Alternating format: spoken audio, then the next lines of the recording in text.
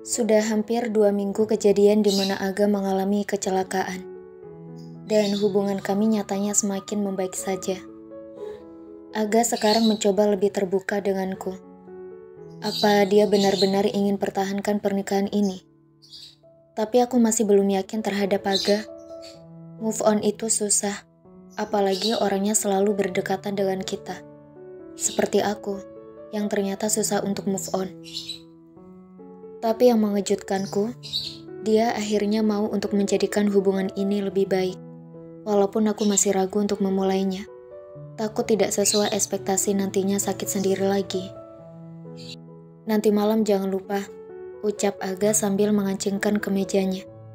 Tangannya sudah lumayan sembuh. Iya, masih nanti malam juga. Malam nanti ada acara rekan bisnis Aga, yang pasti akan dihadiri oleh orang-orang petinggi. Pasti banyak yang belum tahu Aga sudah menikah. Kemungkinan besar akan ada pertanyaan di benak mereka siapa diriku. Aku sih udah pasrah mau diperkenalkan atau tidak dengan Aga. Tangan kamu udah gak sakit gak? Tanyaku. Soalnya dia mau pakai mobil untuk ke kantor. Udah, jawabannya meyakinkanku. Atau mau aku aja yang nyetirin, tapi jangan pakai mobil kamu. Mobil Aga itu rata-rata susah dikendarai untuk ukuran perempuan. Bisa-bisa kagok, antar jadi masalah di jalan. Gak usah, kita bareng aja sekalian.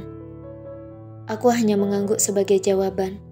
Aga memang susah untuk dibantah, jadi aku manut saja apa kata dia. Aku belum ada rencana untuk resign dari kantor Wildan. Entah kapan itu. Mungkin saat aku udah memiliki anak dengan Aga. Mikirnya kejauhan banget. Kita telat. Iya, telat ke undangan rekan bisnis Aga. Kebiasaan Aga yang sering lupa kalau udah bekerja. Alhasil aku menunggu sampai berjam-jam di rumah. Telepon dia pun juga mati yang mengakibatkan susah untuk dihubungi. Kamu sih Ga, udah tahu ada undangan masih aja lupa. Aku menggerutu pelan, padahal tadi pagi dia yang mengingatkanku. Iya maaf, tadi sekaligus ada yang harus dicek. Aga dengan tenang mengendarai mobil, berbeda denganku yang sedari tadi deg-degan, padahal cuma ke undangan rekan bisnis Aga. Memang ini pertama kalinya aku dibawa menghadiri undangan. Biasanya dia sendiri yang berangkat. Setelah hampir setengah jam Aga mengendarai mobil, akhirnya mobil ini berhenti juga di ballroom hotel mewah tempat acara. Jangan bayangkan Aga akan membukakan pintu untukku. Yang dia lakukan malah berjalan cepat sampai-sampai aku ketinggalan beberapa langkah darinya. Aga, aku menjerit tertahan. Lupa maaf, ucap Aga disertai senyum kikuk. Gak heran sih orang dia biasanya sendiri. Suasana di dalam ternyata lumayan ramai. Aga cukup dikenal juga, bahkan beberapa ada yang menyapa kami. Raut mereka jelas sekali terlihat kepo kepadaku. Yang aku lakukan hanya tersenyum tipis saja. Bingung mau menyapa bagaimana, sedangkan aku tidak mengenal mereka. Aga menggandeng tanganku menuju tempat di mana pemilik acara sedang berbicara dengan para tamu. Loh, gue kira tadi bareng Clarina, Ga. Kata pertama yang aku dengar. Rekan bisnis Aga ini seumuran dengan kita kayaknya. Acara ini juga pertunangannya. Tapi tetap aja ngapain harus diucapkan. Terkesan gak menghargai. Aga tersenyum tipis.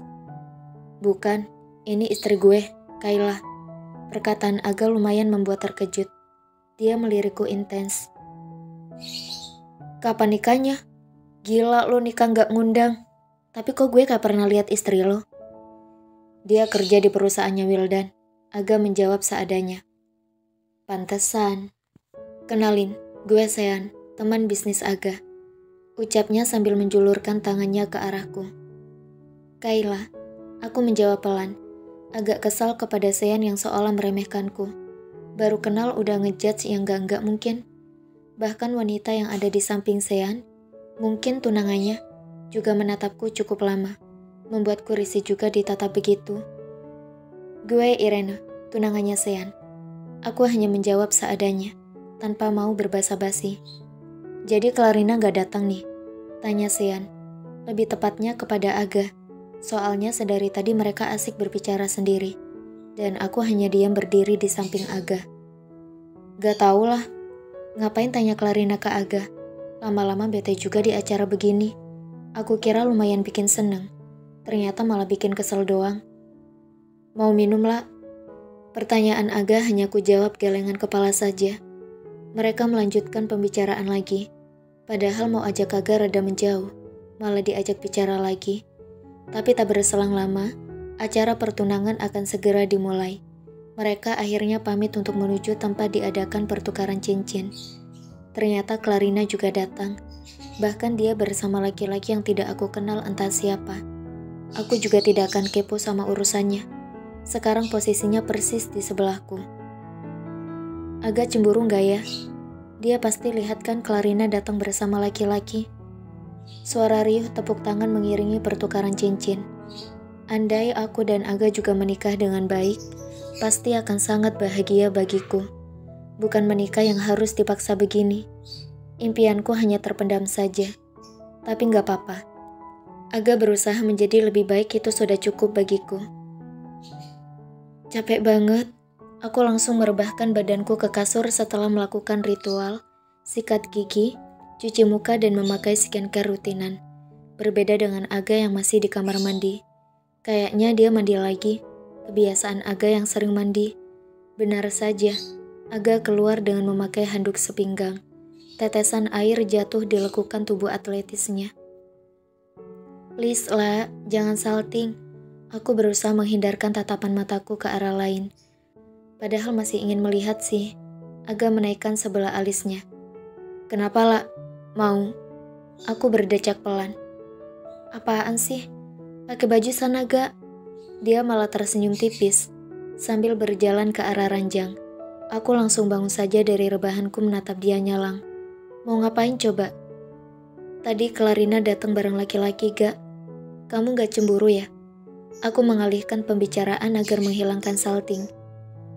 Ngapain cemburu? Ucap agak santai. Beneran santai? Apa sok santai aja sih nih? Kali aja kan? Jangan bawa nama Clarina lagi lah. Aku serius sama pernikahan kita. Lebih baik bikin aku cinta sama kamu. Memang cinta bisa dipaksa gak? Katanya jatuh cinta yang kedua itu susah. Tanpa menjawab pertanyaanku, Aga malah mendekat ke arahku. Wangi sabunnya sampai tercium kuat.